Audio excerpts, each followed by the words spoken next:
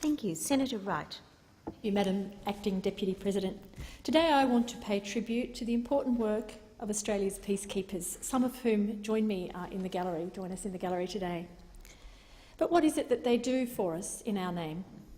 Let's start by going back in time to Rwanda.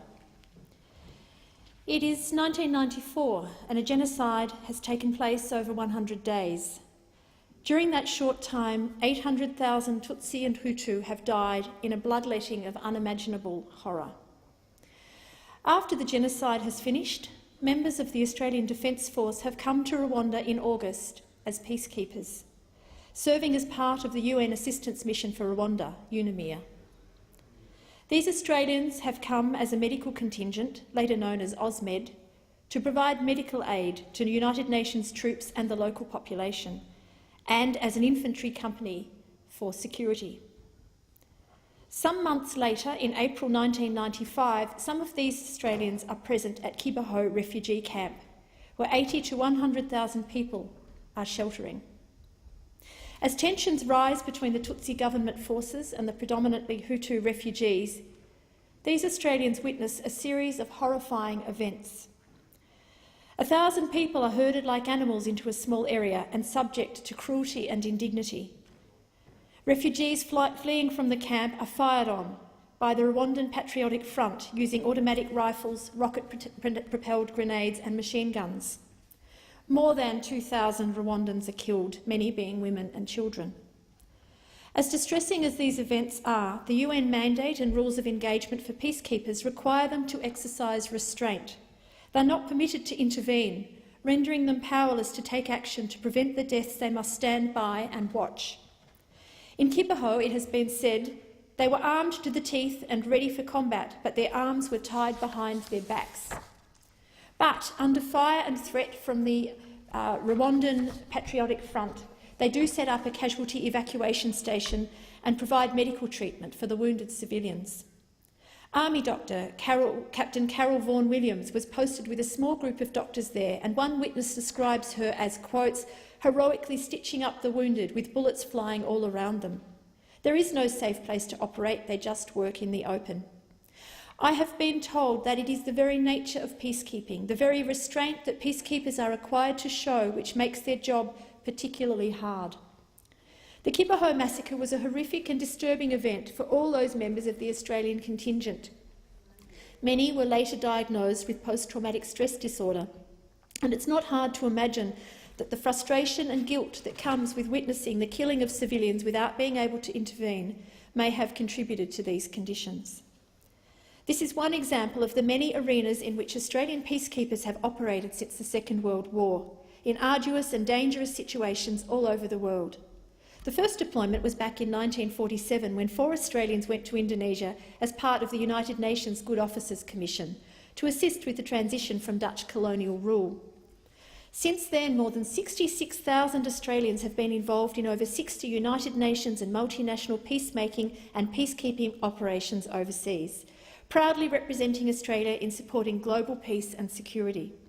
These postings have included the Iran-Iraq border in the lead-up to the First Gulf War from 1988 to 1991, Western Sahara between 1991 and 1994, Papua New Guinea at the height of the civil war in Bougainville between 1997 and 2003, and Kosovo in 1999, among many others. So who are these peacekeepers and peacemakers? Peacekeepers and peacemakers may be regular members of the Australian Defence Force, members of the Military Reserve Forces, or members of the Australian Federal Police. All 3 services have made a fine contribution. In some cases, they may volunteer to serve as peacekeepers, but in others they will be deployed as part of their work or service. Since 1947, there are 48 Australians who have died on peacekeeping missions, but who, unlike other members of the Australian Defence Force who die on active service, are not entitled to have their names recognised on the Roll of Honour at the Australian War Memorial. When it comes to peacekeeping, operations and missions are classified by the Department of Defence in one of 3 ways: warlike, non-warlike and peacetime. Currently, the Council of the Australian War Memorial interprets the Australian War Memorial Act as allowing only those who die in peacekeeping operations which are classified by the Department as warlike to be eligible for the Roll of Honour. In the case of these 48 Australians, their service has not been classified as occurring in a warlike operation. Classifications of missions as warlike have been rare since 1947, and to a lay observer, the bar is set exceptionally high. Even the Rwanda operation, in all its awfulness, was not originally classified as warlike. It took a sustained 10-year campaign by the Australian Peacekeepers and Peacemakers Veterans Association, the APPVA, and other veterans organisations before it was ultimately reclassified as warlike. It is this distinction which often appears arbitrary based on the circumstances in which people are operating rather than the way in which they died or the very fact that they died while selflessly serving Australia in situations of danger and risk, which is unfair and illogical. This is a matter of huge concern for peacekeepers and their families. They have a fundamental sense that their service is not properly acknowledged or valued by Australians, and when they die, their deaths are somehow less important or meaningful. I've been privileged to speak to family members of some of the 48 peacekeepers who have died and have come to an understanding of why this is so important to them. Through their words, I hope I can convey the nature of the challenging but rewarding work our peacekeepers do on our behalf and make the case for the acknowledgement that they deserve. Avril Clark's son, Private Jamie Clark, died while serving in the Solomon Islands in 2005. Jamie was drawn to the army from a young age. By his 21st birthday, he had already served as a peacekeeper in East Timor and was then proud to be deployed to the Solomon Islands as part of the Australian-led Regional Assistance Mission to the Solomon Islands, known as RAMSI, which commenced in 2003 and continues today. Jamie's deployment came after the fatal shooting of an AFP officer to provide additional security for the Australian Federal Police officers working there. And so the very reason for his deployment highlights the inherent danger of this operation.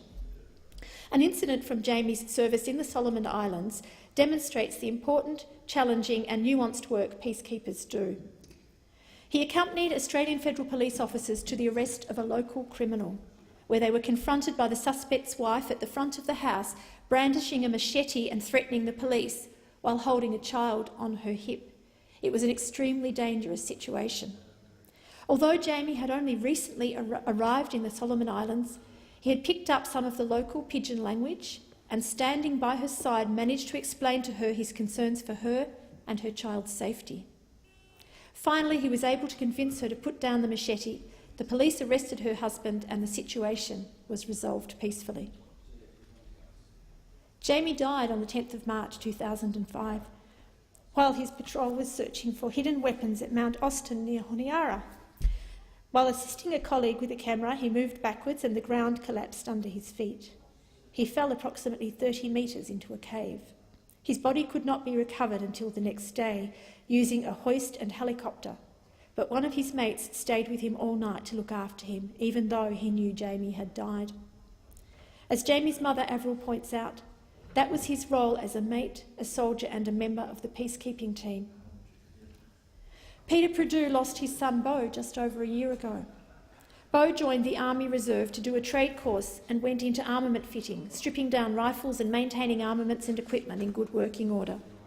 He was asked to go to East Timor and loved the work there, rebuilding infrastructure in that traumatised country and helping the local people. As his service was coming to an end, he was planning to have a month's holiday and then go on to serve in the Solomons. But Beau died in September last year when he was thrown from a truck which hit loose gravel and then ran over him. Although Beau died while serving Australia, he is not entitled to have his name on the honour roll. Beau's father still calls him his young bloke and says simply, if they're wearing the Australian Armed Forces badge on their shoulder and the Australian uniform, and they're killed overseas or at home, they should be recognised. Otherwise, it feels as if his life doesn't mean anything. This sense of being less valued lies at the heart of the campaign the APPVA has been running since 1999 to have the 48 Australian Defence Force members who have died in humanitarian, post-armistice and peacekeeping non-warlike operations recognised on the Roll of Honour at the Australian War Memorial.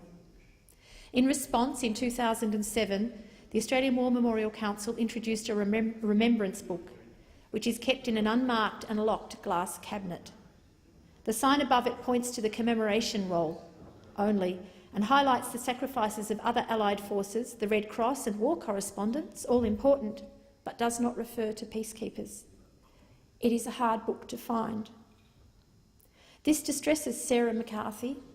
Her father, Captain Peter McCarthy, died in 1988. He was proud to be serving in Lebanon with the United Nations on behalf of Australia. One winter day, he drove up a hill with a fellow Canadian peacekeeper to look over the surrounding countryside, and on the way down, their jeep hit a landmine. At the time he died, Sarah was a little girl. Her favourite photograph of her father shows him wearing his Australian uniform and his United Nations blue peacekeeping beret. Sarah and her mother Sue can't understand why his name cannot be recorded on the honour roll, like the Australian soldier, also in the Australian Defence Forces, who died in similar circumstances, driving over a landmine in Afghanistan. Sarah does not accept that there should be a distinction, that her father should not be treated equally with his peers just because, as she sees it, he was wearing a blue hat when he died. Arguably the most important physical representation of Australia's recognition of this service is the Australian War Memorial, and in particular the memorial's remarkable roll of honour. The roll displays the names of fallen Australian servicemen and women. It's a place where Australians and overseas visitors can go to reflect on their service and sacrifice. On Remembrance Day and throughout the year, family members can place a red poppy next to the name of their loved one in an important symbol of thanks and remembrance. For Sarah and the families and friends of those who have died in the cause of peace on Australia's behalf, the Remembrance Book is just not good enough. Sarah wants to be able to put a poppy next to her father's name on the Roll of Honour, proudly remembering him and his service to Australia, just as is possible for the children of his peers.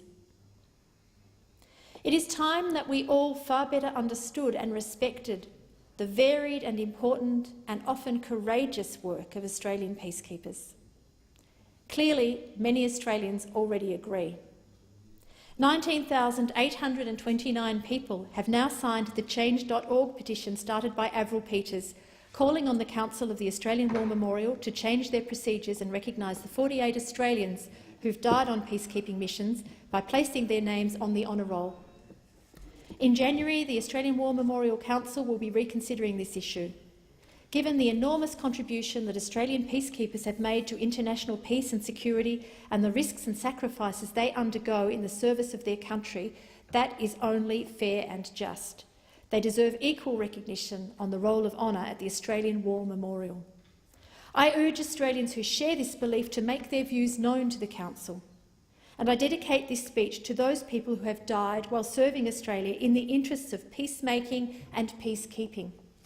Their names are Henry Dudley Andrews, Ashley Arthur Baker, Scott Bennett, Ian Percy Bevis, Mark Bingley, James Arthur Carter, Jamie Clark, James Edgar Coatsworth, Matthew Davey, William John Davis, Adam Dunning, Susan Lee Felsh, Ronald John Garrett, Matthew Goodall, Patrick Mark Hackett, Alan Spencer Hawken, Albert William Hames, Maxwell James Hennessy, John Herbert Hyland, George James Stanley, Garth George Jarman, Wendy Elizabeth Jones, John Roden Kane, Paul Kimlin, Jonathan King, John Edward Colliers, Ronald James Lee, Sean Lewis, Norman Lloyd Lott,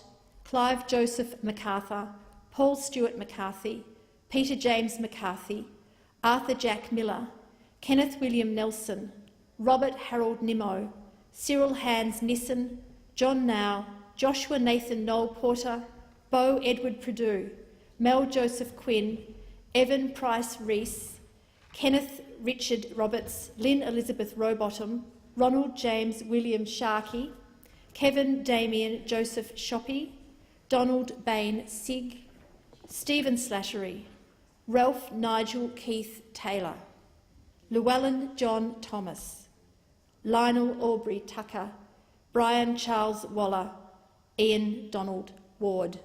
Rest in peace.